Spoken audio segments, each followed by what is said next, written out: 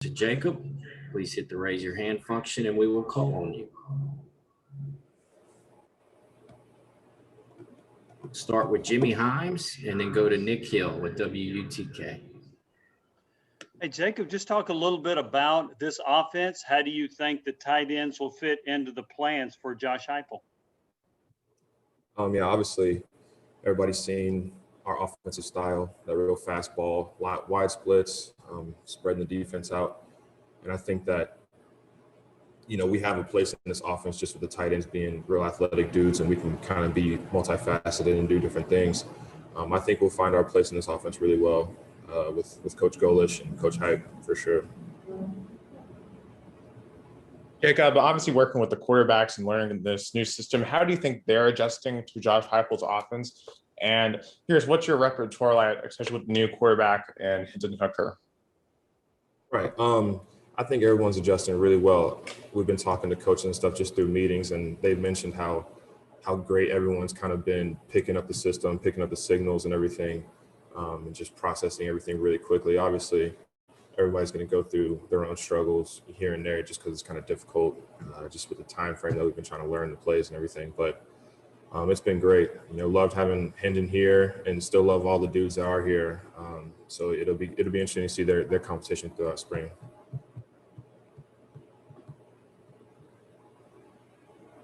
Patrick Brown and David Oven. Hey, Jacob, I don't know how much stronger you got over the first 2 years or how much weight you put on, but what was last season like for you to kind of see some of the work that you put in early in your career and finally get a chance to really play a lot? What was last season kind of like for you? And it was awesome. It was kind of a weird deal just with COVID and everything that's been going on. Everyone has kind of had to do different things, but going into the season, I was just thankful that we were even able to play, whether that was limited fans, no fans, whatever, just because I knew I would get the opportunity to go out and actually to play on the field for the first time really in my career. And so just showing to myself that I can do it and that this work that I've been putting in has been worth it and that I belong almost has been the biggest thing for me playing last season. And I think you only caught 6 passes with this offense coming in, running a more up-tempo, wanting to push the ball down the field. Are you hoping you'll have a greater role in the passing game with this offense, with this staff? For sure. Yeah, for sure. I think that's always tight end's biggest goal is to catch more balls. But at this point, it's really just a matter of whatever I can do to help the offense, honestly. Whether that's catch balls, whether that's block, a little bit of both. I know, like I said earlier, we've got dudes in the tight end room that can do it all. So whoever's out there making plays, as long as we're making plays, that's all I really care about, to be honest. Jacob, what was it like for you guys as a team when you found out that Tennessee was going to be making a change? It's hard to tell, really. There was a general consensus that, we're all going to miss that old coaches and, everything in the past is in the past. But honestly, I think we were all excited, whatever was going to happen, we're just going to stick together and just play together and, try to build this brotherhood and really just stick through it all. And I think we've gotten to that point now where, we're adapted and, change is going to happen regardless of, what you do or what you think. So we've all done a good job of just embracing the change and making the best of it, I guess. What have these last 2 months been like when you guys got a new coach, obviously? Yeah, it's been great, honestly. A very positive attitude from all the coaches, across the board. It's not much, not a lot of stress in the building right now just because, things haven't gotten too terribly hard yet. We just started spring ball, going through spring training and everything. It's all, there's not really too much adversity. So it's all been pretty nice so far, just getting used to the coaches and trying to build ourselves up to compete in spring ball. In McKean and Vince Ferrara. Jacob, Coach Heupel talked last night about leadership starting to be developed within the team. If we were to poll the offense, who do you think your teammates on that side of the ball would kind of list as the top leaders on the offensive side of the ball? Right. I think, we've got some dudes that have stepped up. And, I couldn't really name all of them to you, but I think that it's kind of on everybody to lead each other. That's one of our core values now is accountability. And so that's just coming into the building every day. And no matter what age you are, what position you are, holding each other to a standard and not letting each other be below that. So whether that's, an older guy kind of like myself who is getting on the younger cat, or, these young kids talking to each other, it's just a matter of everybody, bringing each other along and doing the right thing, really. Jacob, every time there's a change in strength and conditioning coaches, everyone talks about how great that new strength and conditioning coach is and the staff. What's different for you now this time with Kurt Schmidt and the new strength and conditioning staff? And it's all a lot of, very specific muscle movements and detail to different parts of the body that I think is going to be great for us moving forward, just to, reduce the amount of soft tissue injuries that we're having and allow us to be more explosive and change the direction type stuff. All those guys up in the weight room are great dudes, and we all really enjoy going in there and just working out and getting better. And they're just kind of there to facilitate and help us along that process, I think. One quick follow-up. I know all the coaches, when they come in and evaluate existing players, they get cut-ups of each of your players. Did the coaches give you any feedback as to what they've seen from you to this point, even though you're still going to be judged on a clean slate moving forward? Yeah, like you mentioned, the clean slate is their biggest thing right now, right? So we're going in with no one's ahead of anybody. We're all just trying to compete and get better, because, setting that standard or setting that bar at the very beginning is just limiting to a lot of the guys that might not be the one or the two. So I think they've done a great job of coming in and just saying, look, guys, like, obviously we've watched you, we've seen who's played, who hasn't played, but like, seriously, don't worry about that. We're all just here to compete and try to get to where we all want to go at the end of the day.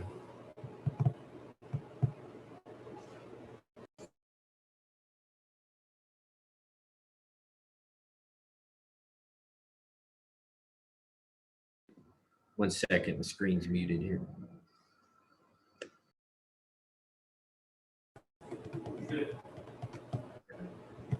Go to David Pascal, then Wes Rucker. Jacob, you were talking moments ago about just the past couple of months and what that was like to go through with the coaching change, but you also had several former teammates get in the transfer portal. How challenging was that when one moment one of your buddies is there and then the next moment he decides to leave?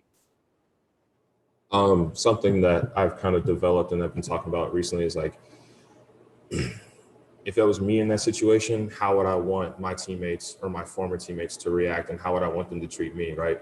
So if I were to enter the portal, I wouldn't want any guys, talking bad about me or saying, oh, like, let him go, like, we don't want him here, all that. So, to me, those are still my brothers, right? Those are still people that I've gone to battle with and I trained with every single day. So obviously any of those guys still have my friendship, and anytime they need anything, they can call me up and they know they got it. So no hard feelings to anybody at all, no matter what reason it was that they left. And as a real quick follow, given all that y'all have been through, did yesterday's practice kind of have a fresh feeling to it? Did it feel like y'all were starting new?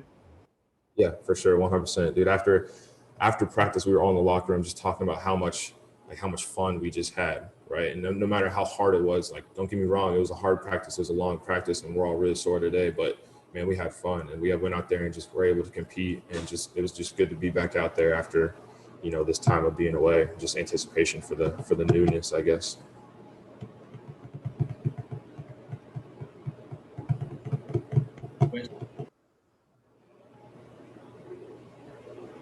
I believe you're muted, Wes. You're still muted. Am I muted now? I don't. Nope, you're good. You're good. I know that David just asked you about some of the stuff with the portal, but no matter which way you slice it, a bunch of the team's more prominent guys left. Whether it was the draft or the portal or whatever. How much of a sense of urgency is there? With y'all about sort of how much you need to do.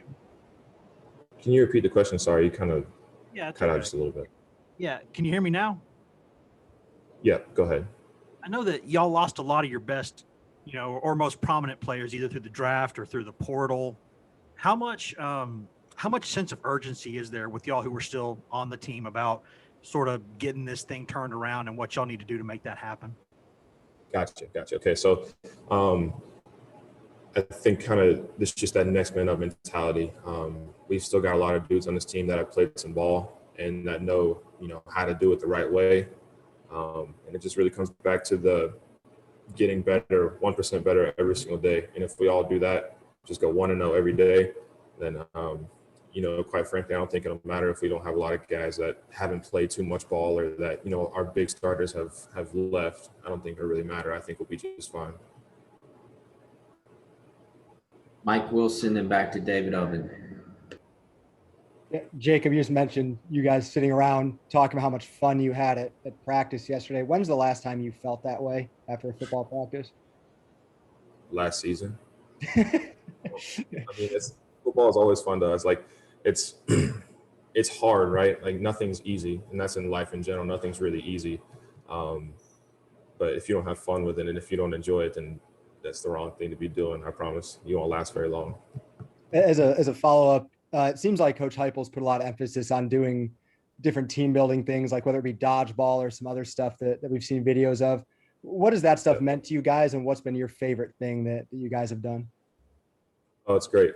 Having that balance between, like you said, the team building activities, and that's how we look at it, right? It's not just fun things that we're getting to do. Like, oh, we're not just playing dodgeball, just play dodgeball. We're spending time with each other away from the game.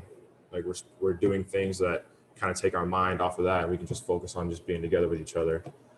So that's been great, and I look forward to continuing all those little events that he comes up with that we end up doing. I'm sure you all see him too. So. Jacob, when you're talking about accountability, what are the kinds of things, what does that look like? And what are the kinds of things that you see leaders on the team holding guys accountable for most often? Yeah, so accountability is a very broad term, kind of like you're mentioning. So specifically, that's just, we set the standard as this is what you do and this is how you be successful, right? So that's going to class on time. That's showing up to your Thornton or your tutoring appointments on time. That's making every meal, making sure you're eating and you're taking care of your body. That's being to meetings on time. It's really all encompassing. And the accountability aspect comes in where if I see someone else who isn't doing the right thing and I know exactly what it is that he needs to do, I have to confront him and I have to tell him just out of brotherly love for him, wanting him to be better and this team to be better as a whole. So that's kind of the mentality is if you're doing something wrong, I'm going to tell you that you're doing it wrong. And then we're just going to work through it together. And then that goes for me too. If me or any of the other leaders are doing something that we're not supposed to be doing, I would expect all the other guys to jump in and say, hey man, we're following you. You got to lead us the right way and do the right thing. Thank you, Jacob. Yep, thank you.